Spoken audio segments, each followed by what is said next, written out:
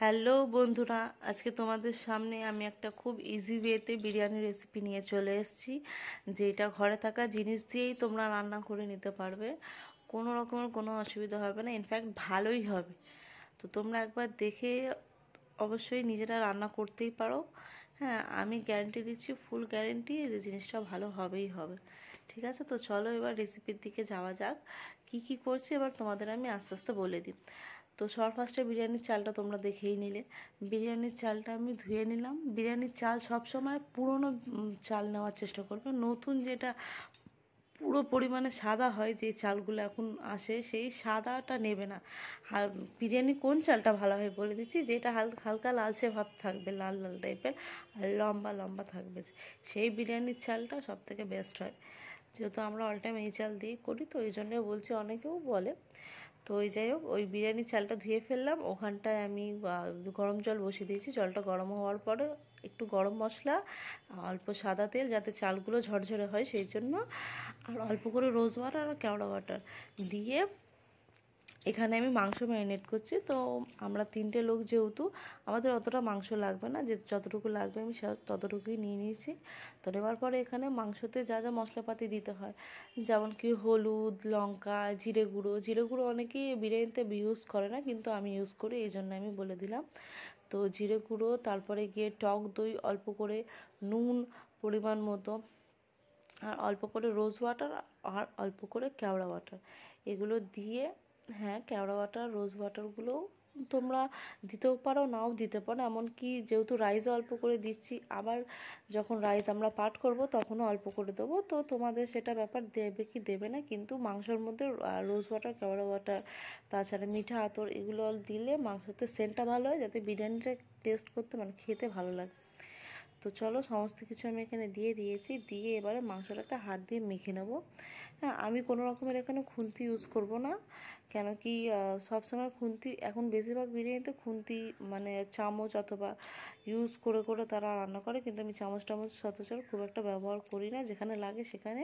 আর এটা আমি হাত দিয়েই করেছি, তো তোমরা কিছু মনে করো না, হাত দিয়েই করছি। তো মাংসটা ম্যারিনেট করা হয়ে গেছে, সেটা একটা পাশে রেখে দিয়ে ওখানে আমি জলটা ফুটে গেছে ভালো মতো, ওই জন্য বিরিয়ানির চালটা আমি দিয়ে দিলাম সিদ্ধ হওয়ার জন্য।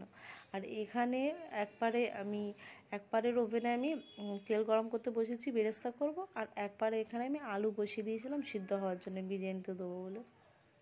আমি আলু মাংসতে দিয়ে কষাই না, মানে অনেক টাইম কষাই মাংসতে দিয়ে, অনেক সময় আমি কষাই না মাংসটা, এই জন্য মাংসতে আলাদাভাবে আমি কড়া নিয়ে নিয়েছি। ওতে অল্প করে জল, জাফরান, তারপরে রোজ ওয়াটার, কেওড়া ওয়াটার, অল্প করে গরম মশলা, আদা রসুন বাটা, এগুলো দিয়ে আর আলুটা আমি সিদ্ধ হতে বসিয়ে দিয়েছি ওপারে। আর এই পারে এই দেখো বেরেস্তা ছেড়েছিলাম, বেরেস্তাও আমার হয়ে গেছে খুব ভালোভাবে। ঠিক আছে, তো বেরেস্তাটা হয়ে যাওয়ার পরে সেখানে দেখলাম যে আলুটাও আমার প্রায় মোটামুটি বয়েল হয়ে গেছে, ভালোই বয়েল হয়েছে, মানে হাফ সিদ্ধ নয়, ভালোই বয়েল হয়ে গেছে। তো আলুটা তুলে ওপার দিয়ে আরেকবারে আমি আলুগুলো ফ্রাই করে নিচ্ছি, বেশি ফ্রাই করব না, হালকা করে ফ্রাই করব।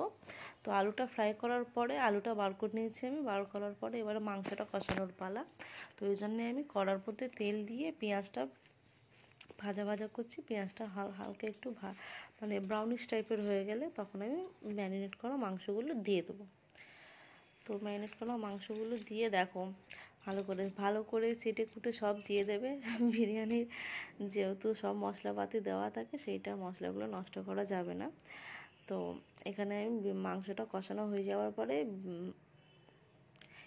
গামলিতে যে মশলাগুলো ছিল সেগুলো ধুয়ে জল দিয়ে দিয়েছি। মাংসটা আস্তে করে বয়েল হবে অল্প করে, ততক্ষণে আমি এখানে বিরিয়ানিটা সাজানো চালু করে দিয়েছি। এখানে আমি সাজাচ্ছি না, আমার বোন সাজাচ্ছে বিরিয়ানিটা পাট করে, বেশি পাট করব না, দুটোই পাট করব। তো চলো, এই দেখো প্রথমে ঘি ব্রাশ করে নিয়েছি। আমার হাজব্যান্ড ঘি সেরকম পছন্দ করে না, আমি একদম হালকা পরিমাণে ঘি দিয়েছি, যাতে ঘিয়ের মানে সেন্টটা বেশি না পাওয়া যায়, যেহেতু ও ঘি সহ্য করতে পারে না, ওর মানে ঘি দিয়ে একটু প্রবলেম আছে। তো যাই হোক, ঘি দেওয়ার পরে এখানে সিদ্ধ চালগুলো দিয়ে দিলাম।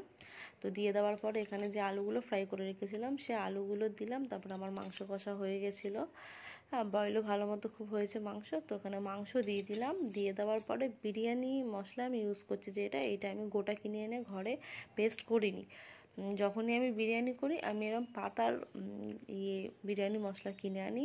আর এইটা হচ্ছে কি সানরাইজের বিরিয়ানি মশলা। সানরাইজের বিরিয়ানি মশলা খুবই সুন্দর হয়, এতটাই সুন্দর হয় যে মানে মানে বলার মতো না। তুমি বুঝতেই মানে ওই বাটার থেকে আমার মনে হয় রেডি টু ইট যেগুলো হয় রেডি মানে মশলাপাতি ব্যবহার করাটা খুব তাড়াতাড়িও রান্নাবান্না হয়ে যায় আর টেস্টও হয়, যেহেতু আমি এটা সানরাইজের গুঁড়ো মশলা সবসময় ইউজ করি ওই জন্য। তো এখানে ভাতের মধ্যে মাংস, আলু, তারপরে বিরিয়ানি মশলা, তারপরে একটুখানি দুধে জাফরান গুলে রেখেছিলাম ওইটাও দিয়ে দেওয়া হয়েছে। দিয়ে দেওয়ার পরে বেরেস্তা দিচ্ছে আমার বোন। তো বেরেস্তা দেওয়ার পরে আমার অল্প রোজ ওয়াটার, কেওড়া ওয়াটার সমস্ত কিছুই যা যা মিঠা তো সমস্ত কিছুই দেওয়া হয়ে যাবে এখানে। তো এইগুলো দেওয়ার পরে এবারে ঢাকনা চাপা দিয়ে এবারে বসাতে হবে দমে কমসে কম 10 মিনিট। ঠিক আছে, 10 মিনিট কম করে আমি বললাম, 15 মিনিটও রাখতে পারেন তোমরা 15 মিনিটও রাখতে পারো যেমন তোমাদের সময় থাকে। তো আমার যেহেতু রাত্রির হয়ে গেছিলো অনেকটা দেরিও হচ্ছিলো তাড়াতাড়ি করে আমরা 10 মিনিটই রেখেছি। তো 10 মিনিট রাখার পরে চলো এবারে কেমন লুক আসবে সেটাই তোমাদের দেখানোর অপেক্ষায়। লুকটা খুব সুন্দর এসছে, দেখতেও খুব সুন্দর লাগছিল, আর প্লাস খেতে তো আর কোনো কথাই হবে না। আমি অনেকবার বিরিয়ানি করেছি কিন্তু এত সুন্দর বিরিয়ানি আমি ফার্স্ট টাইম করলাম। মানে পুরো ঝরঝরে হালকা, মানে মানে কি বলবো, তুমি 2 থালা খেয়ে নেবে তবুও মানে মনে হবে মানে কিছুই খাইনি, মানে এরকম লাইট, মানে সেরকম পেট ভার টাইপের মনে হবে না, পুরো লাইট একেবারে। তো তোমরা দেখে নাও, দেখো দেখতেই পাচ্ছ আমি এখন বিরিয়ানি কাটাচ্ছি খেতে দেবো বলে। বিরিয়ানি ছিল, সাথে ছিল রায়তা, টক দইয়ের রায়তা।